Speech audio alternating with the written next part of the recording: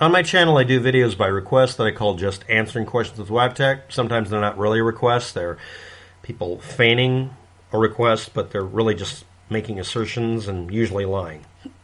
There's also another type of video I do, which I used to call notes to self. These are me finishing up a project or coming to a stumbling part and just doing a synopsis so far. I also did this as emails to myself primarily. Eventually they were web pages, and in the early days when I did YouTube videos, they were just called notes to self, or I'd mentioned that at the beginning of the video. So this is Notes to Self, or Homeless Camping 101, or Homeless Camp 101, Part C, or XJ75, or what do you want to call it. But this is the third stage of me going through my box. This is a milk crate to my right, filled with camping equipment that fit in it. The other stuff that doesn't fit, again, to review, the big heavies, is what they're called, is the backpack, the sleeping bag, and usually the air mattress and tarps.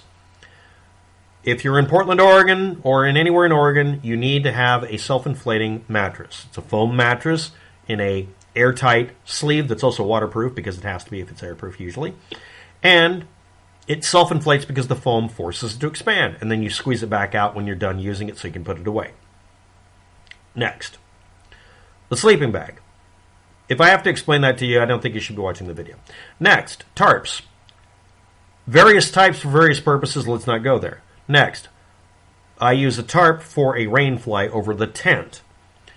All of these things can be folded and rolled into themselves. I have mentioned in a previous video that it's part of the series for today.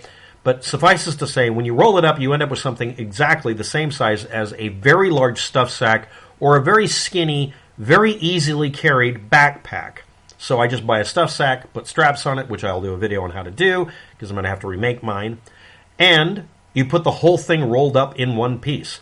Okay, so where do we carry our napkins, our sandwiches, and our blow-up sheep?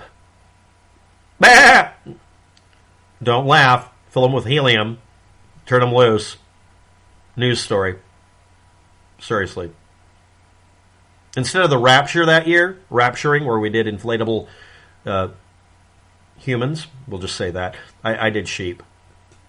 They're called love yous. It confused the news reporter greatly. It was funny. You might actually find the clip. I think they removed it from their website because they figured out they were. Because the sex shop that sold these things told them not to do that because you don't want to do that. Why did I go off on that tangent? Speaks to something personal. Anyway, let's move on with the stuff for camping. This includes things that you would never think are useful and end up not being useful.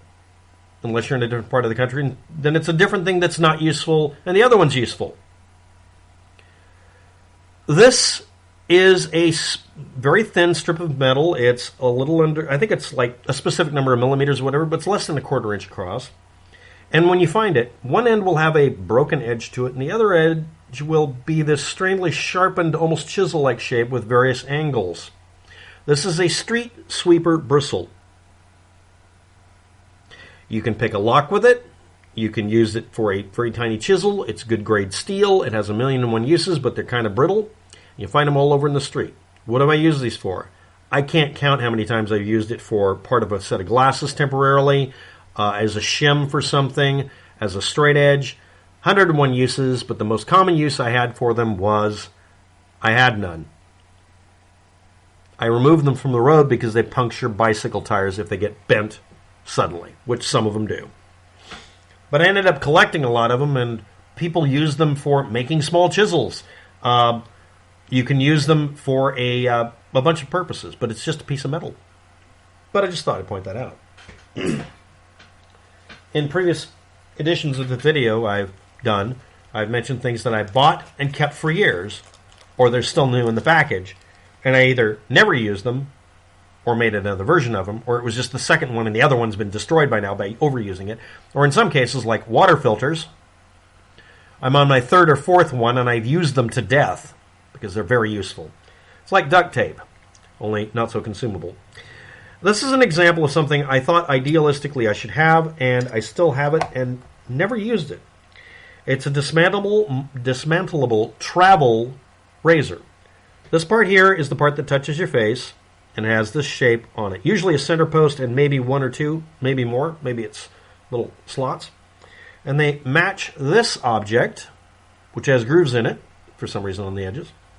Between them you put in a razor blade, one of the extremely flexible ones that people don't normally use anymore. And then the handle is a metal tube that's hollow. This one's brass, but they'll be plastic or whatever. And it forms a very simple shaver. Most of them had another handle here that would just push on. It was usually wood. And in my case, this whole thing, when I collapse it down, drops into a little slot here for the handle. And the rest of this sits right on top of the blades, which are right there. And that is a legit razor kit. I never needed to use it, but I cleaned it, chemically stripped it, sanitized it, sterilized it, and covered it with three-part triple antibiotic ointment. I'm going to say ointment. Blah. And I put everything away, and it's still perfect. The stainless steel does not react badly to any of that. And I could use this right now and shave my face. It's not as good as, however, the throwaway razor with 3 or more blades, preferably 4, that you get for much cheaper. Idealism is great. I can't afford idealism. It's too expensive in the long run. Camping with a single cut can kill you. You're back in the Stone Age, don't forget that. And people died in the Stone Age. I have a smaller version of this. It's a type of camping pot with the fold-up handles. I made a variation of this called a handle band that goes onto anything that's a pot shape, including a soda can or a coffee, can. It comes with a lid and all that. You can make the lid out of the bottom of a coffee can or a bean can, stew can. You can. And I have side cut and standard can openers to make those. They're worth the excess space because you can make something if you need to. This is a can that I modified so that I could set a conventional alcohol stove. This is called a Trangia or Trangia, depending on the pronunciation. It has a snuffer lid. I've never used it for anything. It's supposed to also act as a simmer lid so you use less fuel. I have used that. Inside of it, it has a metal cap, and in the inside here is normally a rubber gasket. I don't include it because the rubber gasket is a consumable and it breaks down over time. But I have it somewhere. And you can store fuel in this. This is the actual stove. This is an old, dirty one. It does not appear to be damaged too much, but it is damaged a bit. There's a solder joint there. It has a ring of holes around it and an inner wall with a couple of gaps at the bottom, little notches. You pour fuel in it. The fuel goes into the outside here that contains, in this reservoir, a very large amount of space in here, I think. And it contains wicking material. In this case, it's just fiberglass. I have a bundle of fiberglass I've never used because I used to make these and hand them out made out of soda cans. And I could have a cross-top type thing so I could put a pot on it like this, hovering over it. Or I could set it on top of it and the fuel will just come out of the sides at a higher rate and really fast boil, which wastes fuel. Always use a lid when you're boiling water so you don't waste heat coming out of it. Always put a windscreen around it. Just make it out of aluminum foil. It will work. Pin it in place with tent stakes. And to ignite it, I could use all sorts of things. But the thing that ended up being more practical, as you can see from the flashing, is what's left of a conventional large-size Bic lighter dropped in there so I don't put fuel in it. And if I want to use fuel in it, I go ahead and do so. And I made it to where I could just do this with that tin can. This is the bottom of literally a bean can, and just squeeze it down all the way down on there and be able to have it be that high on it. I can't screw it on right now because this actually takes a pretty good amount of effort. And I have a way to make the pot hover over it. Along with it, I had L brackets that I could stick in here instead of that. And it would just set it down in there like that. This is the exact height, for some reason, for it. I'll try to find them. Just had a bunch of them here fall down. Let's see if I can find it in this mess. You can also use, literally, again, tent stakes or anything else available.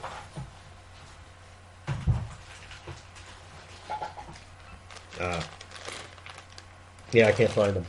But they're just pieces of metal wire that are shaped in an L and are used to hold that up so that it holds the pot over it. There's a million and one variations of it. Tent stakes jammed in the ground through it is what I did. But I also made ones that would jam in place and just hold it above it 1 inch. 1 inch average works. It's not idealism. And I want to get to another little point that should be brought up here as I ramble for several hours, it seems. It doesn't have to be perfect. A little bit of advice at the 10-minute and 40-second mark here. You're going to try to make things just right. The smallest amount of weight to carry. The best cook pot set. The least amount of parts. Least amount of fiddling. I left most of this in the storage unit. I can go on for hours on BTUs and laminar flow and every other detail that you'll look up that makes you wonder, what is it with these people obsessing over a couple of soda cans and some pieces of wire to cook a meal on? To optimize these things for what you think is an ideal, maybe not you, but me, I spent 2 years learning how literally HVAC works. I mean, I literally learned a bunch of physics from it, and I'm not going to regret it. But I've never needed to use it because I always bought food that was already prepackaged because it's available. You can buy it in bulk. It's cheap because people have sales. And I ate whatever was available, so it forced me to have a varied diet. By scraping the bottom of the barrel, I ate a better diet because I was poor and I would buy everything on special. And it changed my diet. I ended up eating peaches 1 month. I don't like peaches, but they were available. And they were dried peaches, and they tasted great. The peaches were crap, but the dried peaches were good. Same thing with banana chips. They keep forever. You don't have to cook anything. I wouldn't want to cook them. The point is, what we plan, what we believe, what we idealize, what we think is right, it may or may not be. But you may not need to use it, and it's okay. I don't have to be upset at the fact that I didn't cook with this stuff when I was camping very much. I used it when I lived in an apartment when the gas and electricity went out because the building was badly maintained, and or when they cut it off because they decided I owed them $3,000 when I didn't, and their computers wouldn't fix the error, so I spent 3 months without a place with the basics in January. Watching the power company, Portland General Electric, send a man to my building to quietly hand me a check asking me to sign a waiver so I didn't sue them for nearly killing me. It was worth it. I got $2,000. Yeah, they had to admit that they would ignore the fact that I didn't owe them money because a computer said so. I even went down there, and I got more money out of them, only a couple $100, by forcing them to understand I'm consulting with you. This was used in a court case. Their company had to file against itself to fire their contractor that fucked up. But that's another set of videos. The perfection you're seeking, it's okay to do so. It is a road. Don't treat it as a goal. Yes, I have yes, I have a stove over here that would break a world record if there was one. Actually, there was a competition one year. That's how crazy this shit gets. Stove makings. We're called feddlers. That's called feddling. That's an actual term. But it's not worth it. But it was totally worth it because I learned more than I need to know. And yeah, I know how to make literally a stove out of literally whatever's sitting on the side of the road, which has saved my life twice. It's not to build a campfire. It's to cook the hot water is the problem. And I actually did that. And I used a LifeStar to filter the water by using a soda bottle that I cut in half that was there that I could rinse in a dirty river to make clean water, to re-rinse it, to re-clean it. I actually did that.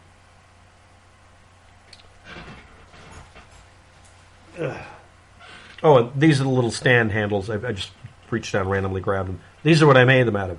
This was actually made out of some random bit of junk that was on the side of the road, and they work better than any others. They're like little tiny tent stakes. Well, anyway, that's part 3, and I'll make more. Thanks for watching. Have a good day. Good luck with that. Treat yourself well. Forgive yourself. It's okay. I'm saying it to myself as much as you. Perfection. Perdition. Names of places in hell. Good day.